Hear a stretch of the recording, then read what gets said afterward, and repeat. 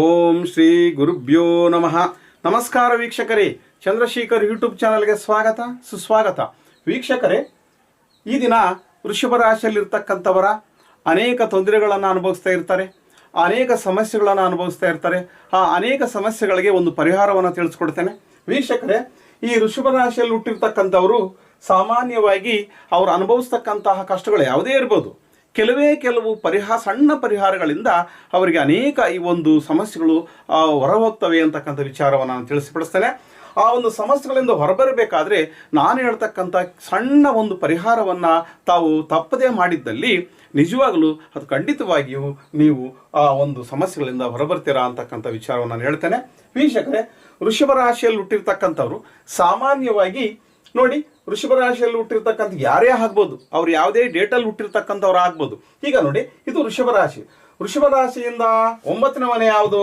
ಮಕರ ರಾಶಿ ಆಗುತ್ತೆ. ಈ ಮಕರ ರಾಶಿ 9ನೇ ಮನೆ ಆದಂಥ ಸಂದರ್ಭದಲ್ಲಿ ಅವರಿಗೆ ಭಾಗ್ಯಸ್ಥಾನ ಅಂತ ನಾವು ಕರಿತೇವೆ. ಈ ಭಾಗ್ಯಸ್ಥಾನದಲ್ಲಿ ಇರ್ತಕ್ಕಂಥ ಯಾವುದೇ ಗ್ರಹ ಆಗ್ಬೋದು, ಏನೇ ಆಗ್ಬೋದು. ಆದರೆ ಪ್ರಮುಖವಾಗಿ ನಾವು ವೃಷಭ ರಾಶಿಯ ಅಧಿಪತಿ ಯಾರು?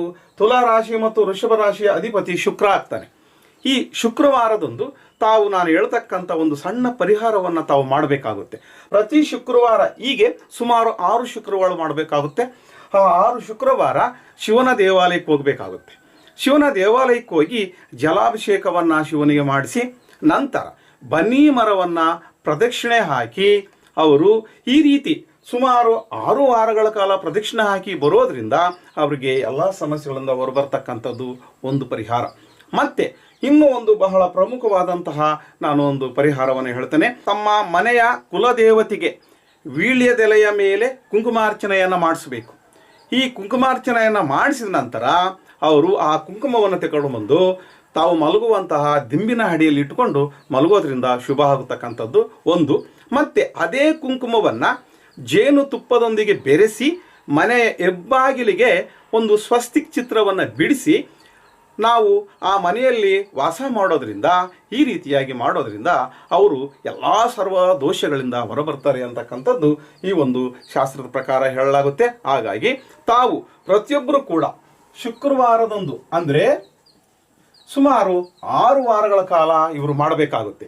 ಈ 6 ವಾರಗಳ ಕಾಲ ನಾನು ಹೇಳಿದಂತಹ ಒಂದು ಪರಿಹಾರವನ್ನು ಮಾಡಿಕೊಂಡಿದ್ದಲ್ಲಿ ಅವರು 100% ಈ ಒಂದು ಸಮಸ್ಯೆಗಳಿಂದ ಹೊರಬರ್ತಾರೆ. ಅದು ಯಾವುದೇ ಸಮಸ್ಯೆ ಆಗಿರ್ಬೋದು, ಆ ಸಮಸ್ಯೆಗಳಿಂದ ಹೊರಬರ್ತಾರೆ. ಆದರೆ ಈ ಒಂದು ಯಾವುದೇ ಒಂದು ಸಮಸ್ಯೆಗಾಗ್ಬೋದು, ಯಾವುದೇ ಒಂದು ಪ್ರಾಬ್ಲಮ್ ಅಥವಾ ಒಂದು ಏನು ನಾವು ಅನುಭವಿಸ್ತಕ್ಕಂತಹ ಯಾವುದೇ ದೋಷ ಆಗ್ಬೋದು, ಈ ದೋಷದಿಂದ ಹೊರಬರಬೇಕಾದ್ರೆ ಪ್ರಮುಖವಾಗಿ ಆ ವ್ಯಕ್ತಿಗೆ ಒಂದು ಅರ್ಹತೆ ಅಂತಕ್ಕಂಥದ್ದು ಇರಬೇಕು. ಯಾಕಂತಂದರೆ ಪ್ರತಿಯೊಬ್ಬ ಮನುಷ್ಯ ಕೂಡ ಒಬ್ಬ ಟೀಚರ್ ಆಗಬೇಕಂದ್ರೆ B.Ed ಮಾಡಬೇಕು, TCH ಮಾಡಬೇಕು. ಇಂಜಿನಿಯರು, ಡಾಕ್ಟ್ರು ಪ್ರತಿಯೊಬ್ಬರೂ ಕೂಡ ಒಂದು ಅರ್ಹತೆಯನ್ನು ಹೊಂದಬೇಕಾದ್ರೆ ಒಂದು ಟ್ರೈನಿಂಗ್ ಕೋರ್ಸ್ ಅಂತಕ್ಕಂಥದ್ದು ಮಾಡಲೇಬೇಕು. ಹಾಗಾಗಿ ಈ ಒಂದು ಪರಿಹಾರಕ್ಕೆ ಇವರು ಅರ್ಹತೆಯನ್ನು ಮೊದಲು ಪಡ್ಕೊಂಡಿರಬೇಕು. ಆ ಅರ್ಹತೆ ಯಾವುದು ಅಂತಂದರೆ ತನ್ನ ಹೆಸರಿನಲ್ಲಿರ್ತಕ್ಕಂಥ ಸಂಖ್ಯಾಬಲ ಪ್ರಮುಖವಾಗಿರಬೇಕಾಗುತ್ತೆ. ಅಂದರೆ ಡೇಟ್ ಆಫ್ ಬರ್ತ್ಗೆ ಅನುಗುಣವಾಗಿ ತನ್ನ ಹೆಸರಿನಲ್ಲಿ ಸಂಖ್ಯಾಬಲ ಇರುತ್ತೆ ನ್ಯೂಮರಾಲಜಿ ಪ್ರಕಾರ. ಅದೇ ರೀತಿಯಾಗಿ ಪ್ರೊನಾಲಜಿಯಲ್ಲಿ ಯಾವುದೇ ರೀತಿಯ ರಾಂಗ್ ಪ್ರೊನೌನ್ಸಿಯೇಷನ್ ಇರಬಾರ್ದು, ಗುಡ್ ಪ್ರೊನೌನ್ಸಿಯೇಷನ್ ಇರಬೇಕು, ಒಳ್ಳೆ ಉಚ್ಚಾರಣೆ ಇರಬೇಕು. ಆಗಿದ್ದಾಗ ಮಾತ್ರ ಆ ವ್ಯಕ್ತಿಯು ಈ ಒಂದು ಪರಿಹಾರಗಳನ್ನು ಮಾಡ್ಕೊಳ್ಳೋದಕ್ಕೆ ಅರ್ಹತೆಯನ್ನು ಪಡ್ಕೊಳ್ತಾನೆ. ಮತ್ತು ಗ್ರಾಫಾಲಜಿ ಅಂತಕ್ಕಂಥದ್ದು ಒಂದು ಶಾಸ್ತ್ರ. ಆ ವ್ಯಕ್ತಿ ಹೆಸರಿನಲ್ಲಿ ಎಷ್ಟು ಅಕ್ಷರಗಳಿರಬೇಕು, ಎಷ್ಟು ಅಕ್ಷರಗಳಿಗೆ ಎಷ್ಟು ಸಂಖ್ಯಾಬಲ ಇರಬೇಕು ಅಂತಕ್ಕದ್ದು ಕೂಡ ಬಹಳ ಮುಖ್ಯ ಆಗುತ್ತೆ. ಜೊತೆಗೆ ಸಿಗ್ನೇಚರಾಲಜಿ, ಒಬ್ಬ ವ್ಯಕ್ತಿಯು ತನ್ನ ಡೇಟ್ ಆಫ್ ಬರ್ತ್ಗೆ ಅನುಗುಣವಾಗಿ ತನ್ನ ಸಿಗ್ನೇಚರನ್ನು ಮಾಡ್ಕೊಂಡು ಹೋಗಿದ್ದೆ ಅಲ್ಲಿ ಆ ವ್ಯಕ್ತಿಯು ಎಲ್ಲ ಸಮಸ್ಯೆಗಳಿಂದ ಹೊರಬರ್ತಾನೆ ಅಂತಕ್ಕಂಥದ್ದು ಶಾಸ್ತ್ರ ಹೇಳುತ್ತೆ.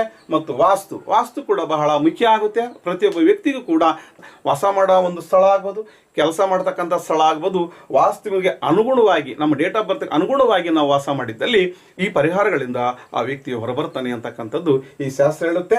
ವೀಕ್ಷಕರೇ, ನಾನು ಹೇಳಿದಂಥ ಪರಿಹಾರವನ್ನು ಮಾಡ್ಕೋಬೇಕಾದ್ರೆ ಈ ಎಲ್ಲ ಅಂಶಗಳನ್ನು ತಾವು ಮಾಡ್ಕೊಂಡಿದ್ದಲ್ಲೇ ಮಾತ್ರ ಈ ಒಂದು ಪರಿಹಾರಗಳು ಅವರಿಗೆ ಅತ್ಯದ್ಭುತವಾಗಿ ಸಕ್ಸಸ್ ಅನ್ನು ಕೊಡ್ತವೆ. ಇಲ್ಲ ಅಂತಂದರೆ ಅದಕ್ಕೂ ಮ್ಯಾಚಿಂಗೇ ಇಲ್ದಂಗೆ ಆಗುತ್ತೆ. ಮ್ಯಾಚಿಂಗ್ ಇಲ್ದಾಗ ಯಾವುದೇ ಪರಿಹಾರಗಳು ಕೈಗೂಡಲ್ಲ. ಹಾಗಾಗಿ ವೀಕ್ಷಕರೇ, ಈ ಒಂದು ವಿಡಿಯೋ ನಿಮ್ಗೆ ಇಷ್ಟ ಆದರೆ ಲೈಕ್ ಮಾಡಿ, ಸಬ್ಸ್ಕ್ರೈಬ್ ಮಾಡಿ ಹಾಗೂ ಶೇರ್ ಮಾಡಿ. Thank you.